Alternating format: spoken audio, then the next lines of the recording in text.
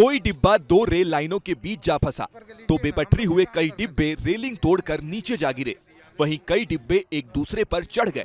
ये हादसा रात के करीब 11:30 बजे बरुआ नदी पुल के पास हुआ। हालांकि मालगाड़ी के डिरेल होने के पीछे की वजह अब तक साफ नहीं है। वहीं हादसे के तुरंत बाद रेल अधिकारी मौके पर पहुंच गए और पटरियों से डिब्बों को हटाने का काम शुरू कर दिया गया।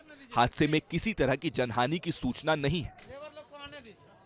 कोई डिब्बा दो रेल लाइनों के बीच जा फंसा तो बेपटरी हुए कई डिब्बे रेलिंग तोड़कर नीचे जा गिरे। वहीं कई डिब्बे एक दूसरे पर चढ़ गए। ये हादसा रात के करीब 11:30 बजे बरुआ नदी पुल के पास हुआ। हालांकि मालगाड़ी के डिरेल होने के पीछे की वजह अब तक साफ नहीं है। वहीं हादसे के तुरंत बाद रेल अधिकारी मौके पर पहुंच गए और पटरियों से डिब्बों को हटाने का काम शुरू कर दिया गया। हादसे में किसी तरह की जनहानि की सूचना नहीं है। कोई डिब्बा दो रेल लाइनों के बीच जा फंसा तो बेपटरी हुए कई डिब्बे रेलिंग तोड़कर नीचे जा गिरे। वहीं कई डिब्बे एक दूसरे पर चढ़ गए।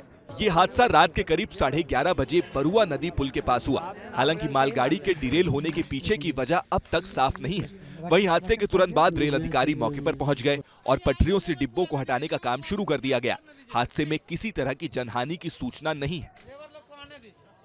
कोई डिब्बा दो रेल लाइनों के बीच जा फंसा तो बेपटरी हुए कई डिब्बे रेलिंग तोड़कर नीचे जा गिरे। वहीं कई डिब्बे एक दूसरे पर चढ़ गए।